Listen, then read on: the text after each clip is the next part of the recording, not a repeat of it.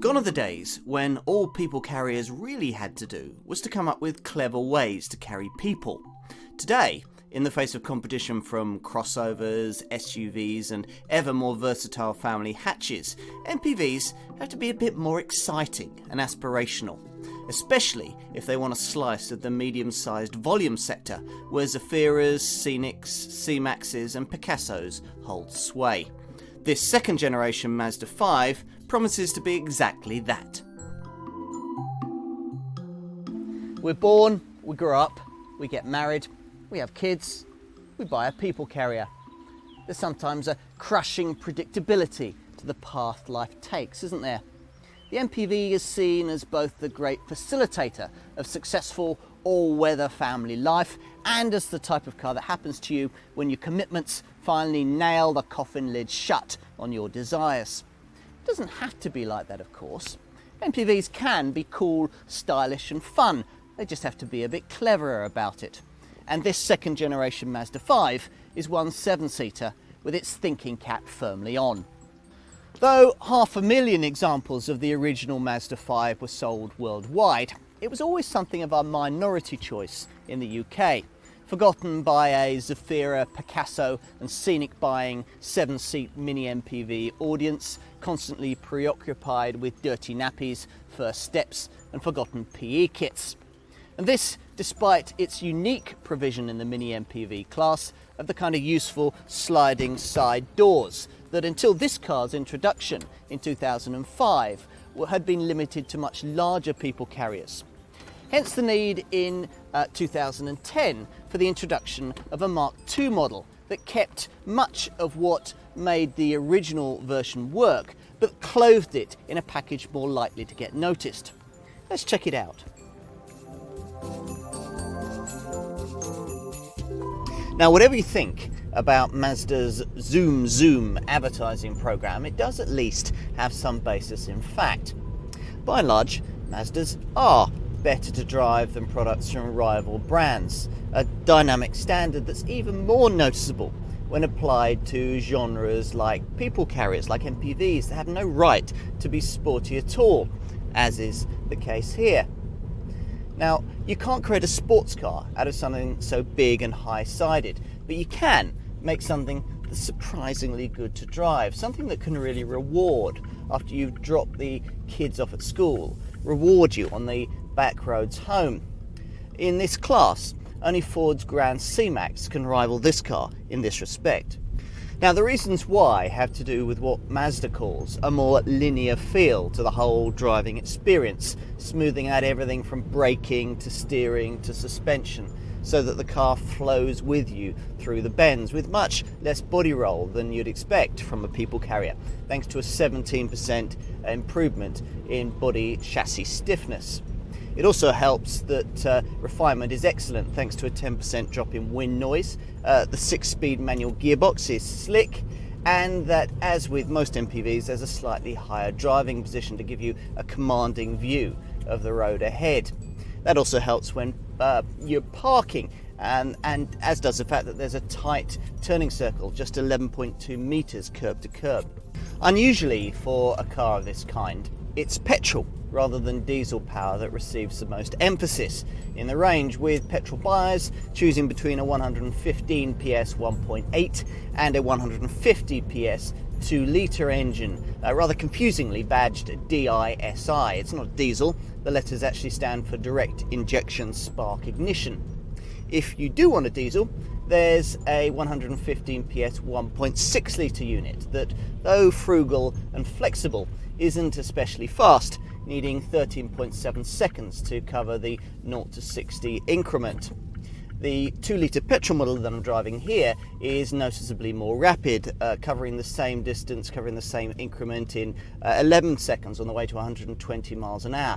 But even here, the feeling isn't of exceptionally fast progress.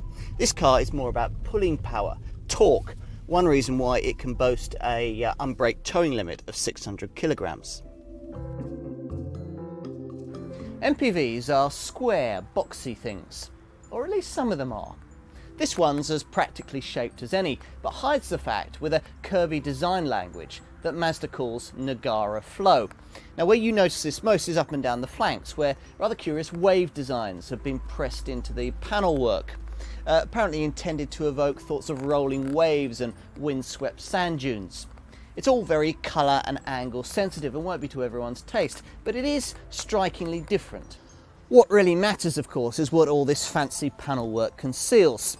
Now, don't expect it to be quite as big as a Galaxy S-Max or Chiron class large MPV from the next sector up, but it does offer more cabin room than any vehicle just 4.5 metres long has any right to provide. Now you enter in through twin sliding side doors that are still an unusual inclusion in this class and will be gratefully appreciated by any parent who's had the embarrassment of watching their offspring remodel the paintwork of adjacent cars in tight car parks as they spring out. Now for this Mark II model, the doors feature optional electric power, as I've got here, and they're bigger as well, opening to reveal a lower, wider step that makes it easier to lean in and make sure the kids are properly buckled up. Inside, the Karakuri seat design really is very clever. The seats in this middle centre row go backwards and forwards by up to 270 millimetres, so you can enhance your legroom or that of those behind, and you can recline them by up to 50 degrees for greater comfort on longer journeys. These neat pop-out tables will please the kids too, and you'll need to be a child to properly fit into the centre seat in this second middle row. Now, to be fair to the designers, it's really only intended for little ones or adults on very short journeys. But when you don't need it, you can fold it out of the way with the kind of clever seat-eating seat mechanism that you'll also find on a Ford Grand C-Max. You use it by pulling up the cushion of the left-hand middle seat and then folding the centre seat into it. That you can then create a spacious four-seater, and by folding down the backrest of the centre seat, create yourself a nice comfortable armrest. The other option is to fold out this very neat Karakuri storage box, which lies under the right-hand centre seat cushion. When you fold it out, you free up a useful 6.3 litre storage box under the right-hand centre seat base, and you've got everything you need for spacious four-seater motoring. The floor rises to the rear theatre style to ensure that second and third row passengers have as clear as possible a view of the road ahead. Now, if you're planning to use the third row seating, then you'll probably want to take advantage of the way that the middle centre seat backrest can hinge out of the way to create an access corridor to the very rearmost seats of your Mazda 5. Now, as with most compact 7-seater MPVs, these are really only intended for children or adults on very short journeys. Now, these third row seats fold back into the floor when you don't need them, but when they are in place, there's obviously not going to be that much storage space on offer, just 112 litres, though you do get this useful underfloor compartment to conceal valuables away from prying eyes. That means that if you are going to be regularly travelling 7-up, then you might want to consider investing in the kind of substantial roof box that this car's maximum 75 kilogram roof load makes possible. Of course, if you're only going to be using 4 or 5 seats in your Mazda 5, then you won't want to be bothered with all that. You'll simply fold down these rearmost seats to free up 426 litres of luggage space. That's a total which can of course be extended further if you're able to fold down the middle seating row. And that frees up 857 litres floor to belt height, or 1,566 litres floor to ceiling. Now, at the wheel, in what Mazda calls a driver-centric cabin, you sit behind a windscreen more steeply raked than you'd normally expect from a car in this class, adding to the sportier feel that the designers were obviously trying to create. Now, behind the wheel, it's not the plushest cabin of any in the class, but it is very well made and very nicely laid out, with deeply recessed circular instrument dials flanked by a centre console that houses the audio and the climate controls. And there's plenty of spaces to put all your stuff as well, with 6 cup holders, 2 bottle holders, and an 11 litre glove box.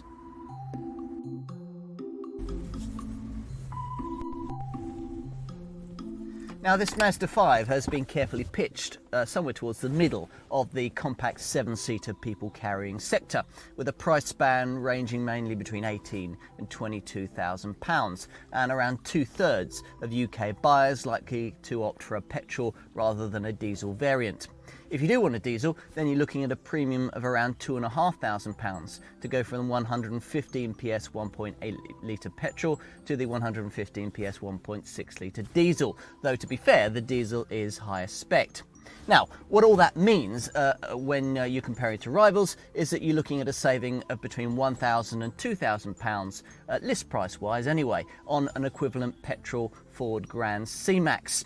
Looking at another more recently introduced compact 7-seater MPV rival like Peugeot's 5008, well, you're probably paying around the same in entry-level petrol form, but you're looking at quite a bit more for the Peugeot if you want a more powerful petrol derivative. Only older designs like Vauxhall's Zafiras can really offer significant savings on this car. And what about diesel? Well, at first glance, looking at list prices, this Mazda 5 drinking from the black pump is one of the pricier examples in this sector, but it's not by much, and this car does come very well equipped. Now, whichever Mazda 5 you choose, a 1.8 litre petrol or a 1.6 litre diesel with 115 PS, or the 2 litre petrol model with 150 PS that I've got here, you should find your car to be decently equipped. All models arrive with alloy wheels, air conditioning, cruise control, a 6-speaker CD stereo with Bluetooth, iPod, iPhone and MP3 CD compatibility, and powered electric windows and mirrors. Now, safety of course is paramount in this type of family car, so you won't be surprised to find that the body shell here has been engineered to the highest standards of occupant protection. You get the usual traction, stability and braking aids to stop you having an accident in the first place. And there's Mazda's ESS emergency stop signal setup that, under heavy braking, rapidly flashes the hazard warning lights to warn drivers behind. If you really can't avoid an accident though, you'll be glad of the twin side, front and curtain airbags. Plus there are twin Isofix child seat safety anchorage points on the outer 2 seats in the middle row. Slippery styling, a 0.30 CD drag factor, is very sleek for an MPV, and frugal Euro 5 compatible engines help this Mazda 5 to achieve very competitive running costs. If you owned an old Mark I Mazda 5, then you'll find that this one is about 4% more frugal and about 6% greener than its predecessor. Now, petrol buyers will need to know that the 150 PS 2 litre version that I'm driving here is actually slightly more frugal than the less powerful 115 PS 1.8. The 2 litre returns 40.9 miles to the gallon on the combined cycle, as opposed to 39.2 miles to the gallon in the 1.8, and in terms of CO2 it puts at 159 grams per kilometre as opposed to 168. Now, that's due to a clever stop-start system that you only get on the 2 litre that cuts the engine seamlessly in stop-start traffic or when you're waiting at the lights, leading to figures on economy and emissions that are about 15% better than you'd otherwise get. Go for the 1.6 litre diesel model and you'll get 54.3 miles to the gallon on the combined cycle and put out 138 grams per kilometre of CO2. A centrally mounted gear change indicator should help everyday drivers get somewhere near those sort of figures on a normal basis. Residuals, well, they won't be class leading, but they'll be probably better than that of most mainstream rivals. Insurance groups range between 12 and 16 on the 1 to 50 grouping scale, and servicing is every 12,000 miles or every 12 months. Styling and driving dynamics should never dominate the people carrying remit, but in recent times it's been good to see both these things assuming greater prominence in cars like this one. Sleek lines and curvy detailing certainly add an element of interest that's often missing in the MPV class, and this Mazda 5 will almost certainly be better to drive than you might expect too. Add in the practicality of these neat sliding side doors, plus build quality and practical seat design that no rival can better, and you've an often ignored but actually very informed choice in the Zafira, Scenic and C-Max Class 7-seat MPV sector. Most Mazda 5 owners I know swear by them. Having driven this one, I can see why.